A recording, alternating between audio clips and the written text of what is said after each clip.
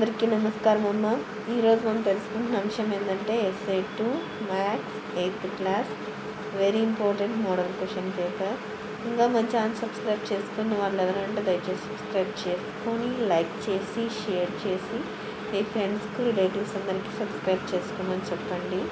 నా ఛానల్ని సబ్స్క్రైబ్ చేసుకొని ప్రత్యక్షంగా పరోక్షంగా సపోర్ట్ చేసుకున్న అందరికీ పేరు పేరున ప్రత్యేకమైన హృదయపూర్వక ధన్యవాదాలు.